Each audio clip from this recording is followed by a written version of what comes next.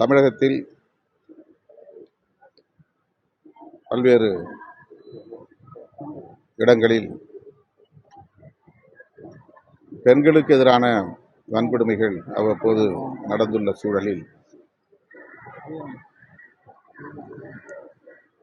அவர்களுக்கான பாதுகாப்பை உறுதிப்படுத்த வேண்டும் என்று விடுதலை சிறுத்தைகள் கட்சி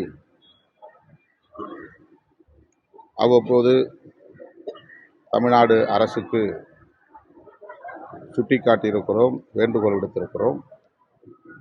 அந்த வகையிலே அண்ணா பல்கலைக்கழக வளாகத்தில் நடந்த பாலியல் வல்லுறவு, அதில் தொடர்புடைய குற்றவாளி கைது செய்யப்பட்டிருந்தாலும் கூட அந்த குற்றச் செயல் பெரும் அதிர்ச்சியை, வேதனையை உருவாக்கியிருக்கிறது.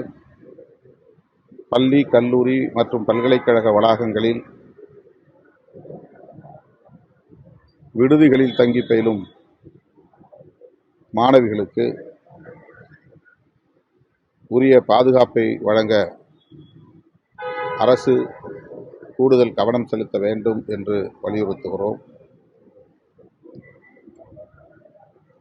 இந்த வழக்கை பொறுத்தவரையில்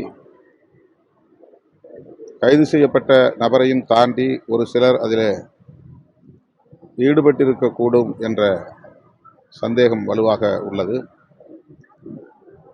ஆகவே அரசு, குறிப்பாக காவல்துறை,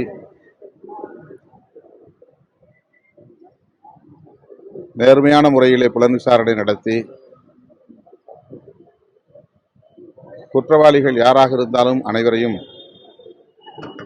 கைது செய்து உரிய நடவடிக்கை எடுக்க வேண்டும். கைது செய்யப்பட்ட நபருக்கு உடனடியாக பிணை வழங்கக்கூடாது.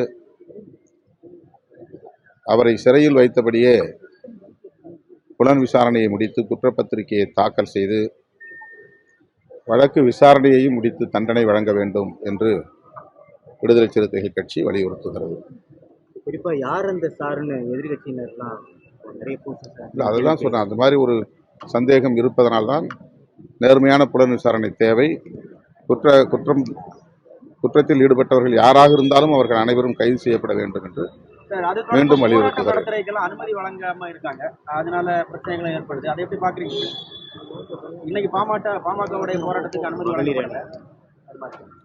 அனுமதி பல்வேறு இயக்கங்களுக்கு வழங்கப்பட்டு போராட்டங்களும் நடந்திருக்கின்றன. முற்றாக அனுமதி மறுக்கப்படவில்லை. இதே பிரச்சனைக்கு பலர் பல்வேறு இடங்களில் போராட்டங்களை நடத்தியிருக்கிறார்கள்.